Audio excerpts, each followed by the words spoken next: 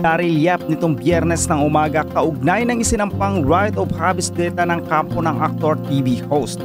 Ito ang unang pagkakataon na parehong dumalo ang dalawang personalidad sa pagdinig. Ilang araw matapos magsampa si Soto ng 19 counts ng cyber libel laban kay Yap. Ang kaso ay nagugat sa umano'y malisyoso at mapanirang puri pahayag ng teaser ng pelikula ni Yap na The Rapist of Pepsi Paloma na inilabas noong January 1. Sa interview matapos ang pagdinig, tumanggi ang dalawa na magbigay ng detalyadong pahayag dahil sa inilabas na gag order ng korte. Sabi ni Yap, "I'm not really a morning person and I'm not allowed to say anything." Sa kabila nito, sinabi niyang abala pa rin siya sa pagtatapos ng pelikula na orihinal na nakatakdang ipalabas sa February. Dumating naman si Soto na kasama ang asawang si Pauline Luna at ang kanilang abogado.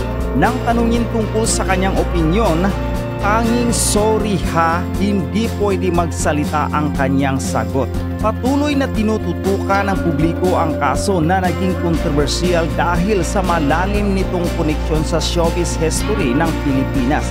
Sa ngayon, tanging abangan ang mga susunod na kabanata ang masasabi na lang tungkol sa kasong ito.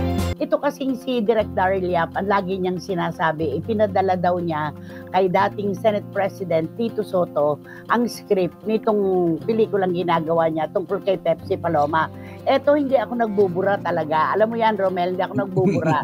Ang sabi niya, "Nay, sent the script to Tito Sen prior and the film will explain itself." January 5, alas 8:57 ng gabi po nang ito ay i-text niya sa akin at sinundan pa niya ng isa, "Nay, pasensya ka na, pelikula mismo ang babawi."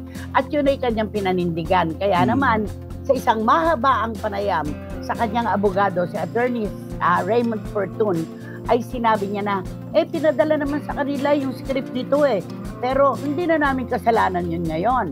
O di ba parang ganon. Eto na, nagsalita na si Senator Tito Soto na, "Si Vic at ako, wala akong natanggap at wala kaming nabasang kahit ano. Ipinadala niya kay Vic Del Rosario." Nagka-rumble-rumble, bossing Vic Soto, Boss Vic Del Rosario. Nakaka-confuse naman talaga yung dalawa na yan. Di ba? Paano na ngayon? Paano ngayon yan? May pagkakamali talaga sa parte na nila na hindi na pala. Kasi kung iniisip nga nila, di ba? Sabi nga ni Vic Soto, kung pelikula lang naman yan, okay lang naman yan dahil alam ko naman ang pinasok ko. Pero kasi yung epekto lang kasi nung teaser, yun lang naman talaga. Yun lang ang trailer. Yung trailer. At saka ngayon, may gag order na, nag-order na ang judge na may gag order na ang magkabilang kampo na walang anumang impormasyon na sasabihin sila tungkol sa kabuuan ng pelikula dahil hindi pa nga na ipapalabas. Sino po ba dapat ang bigyan ng gag order? Sino ba ang daldal ng daldal? Sino ba ang post ng post?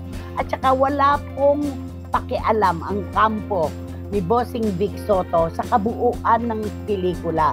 Paulit-ulit na pong sinabi yan ni Attorney Buko de la Cruz. Hindi po nila yan tututukan. Ang kanila lamang concern ngayon ay yung trailer na nagbanggit sa pangalan ni Bossing Vic Soto at naglagay sa kanya sa isang matinding kahihiyan at para sa kanila ay paninirang puri. Yun naman yun di ba? Correct. Wala naman alam sa kabuuan. Yun lang yun. Yung damay mga inosenteng tao dahil pagbabanta, di ba, sumama ang loob ng iba, naggalit sa kanila kahit walang kadahilanan dahil lang sa teaser. Yun lang naman yun. Kaya ba ako, lagi kong sinasabi sa'yo, anak, mag-iingat tayo sa mga pangalan. Hindi ba kunwari, si Barbie Fortesa, baka mapagkamala natin si Barbie Imperial. Di ba? Yung si marami yan na nakakahawig-hawig ng mga iba-iba apelyido. Sabi ko, anak, mag-ingat tayo baka mamaya mag-iingat ako dito. Kasi, ayan, gaya niyan, Bossing Vic Soto, Boss Vic Del Rosario, napagpalit, diba? Na-confuse sila ngayon. At inamin ni dating Senate President Tito Soto, wala silang tinanggap na anumang kopya ng script, wala silang nabasa ni Bossing Vic Soto na ipadala ang script ay po Victor Rosario. So, alam na, may switching na. Ayan, may mga ganyan, di ba, na nakakaloka. Totoo yan. Hindi po bago ang pagkakamali. Bangkay nga ng kababayan natin galing sa ibang bansa. Pagdating dito, iniiyakan na ng pamilya. Ibang bangkay pala yung naiuwi. O, di ba? Nepalis pala yun. E di asa ng bangkay ng Pilipinas? Nasa Nepal siguro na pagpalit. Di ba? Kaya hindi ko yung mga pangalan, ingatan na lang natin. Nagkakamali-mali, nakaka-confuse talaga yan. Eto sabi ni Dan Clavesillas, nako, taranta na po sila, hindi na malaman ito nung sasabihin at sino-sino na ang itinuturo. Ala, baka mamatanda kayo niyan. Tama si Dan Clavesillas, diba sabi na matatanda, huwag kayong turo ng turo. Baka kayo mamatanda. Diba? Yan yon. At sabi ni Lulu Malig, wow, nakatutok. Mula sa San Francisco, California. Kanina pa po ako nakaabang, nakauwi po ako ng maaga. Wow. At kung natanggap nga po ni na Bossing Vic at Senator Tito, bakit po sila papayag? Siyempre nga naman, hindi papayag. Doon pa lang makakarinig na tayo ng pagkontra, di ba? Hindi sila papayag na mabanggit ang pangalan, lalo na si Bossing Vic Soto diyan sa trailer na yan, na talaga namang kinagat ng publiko dahil mapang-engganyo. Ayan. Kaya sabi ni John, ay nako, kahit ano na lang, kahit sino na lang, pwede na nilang ituro ngayon. Ang mahalaga, sagutin nila kung ano yung reklamo dun sa 19 counts ng cyber libel. Yun lang naman yun. Tama na yun. Di ba? Sabi ni John, nakakaloka. So, ito na lang ang pag-uusapan ngayon sa korte. Doon muna magsisimula ang kanilang usapan para lumawig ang kwento. At saka dapat hindi na, may gag order na na dapat hindi nabanggitin yung anumang impormasyon tungkol sa kabuuan ng pelikula na wala naman talagang pakialam ang kampo ni Bossing Vic. Wala silang plano na dalirutin kung paano sinimulan, kung paano nangyari sa gitna, at kung paano tinapos yung pelikula. Wala silang concern doon. Ang kanila lang, yung tungkol sa trailer. Yun lang yon. Okay, malamang nga na nagkamali sila ng pagpapadala ng script.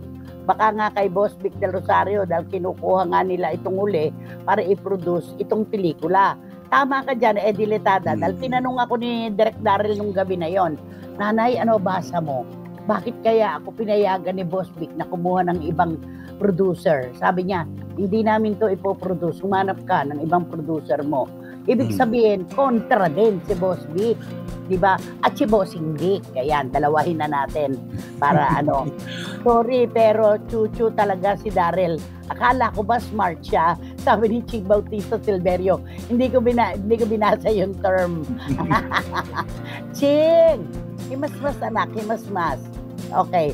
At sabi ni Jamie Dacia, naging anak-anakan niyo si Daryl. Nagpaparamdam pa po ba uli sa inyo? Natural hindi na, dahil alam na niya na kinokontra ko ang kanyang paninindigan ngayon, Jamie Dacia.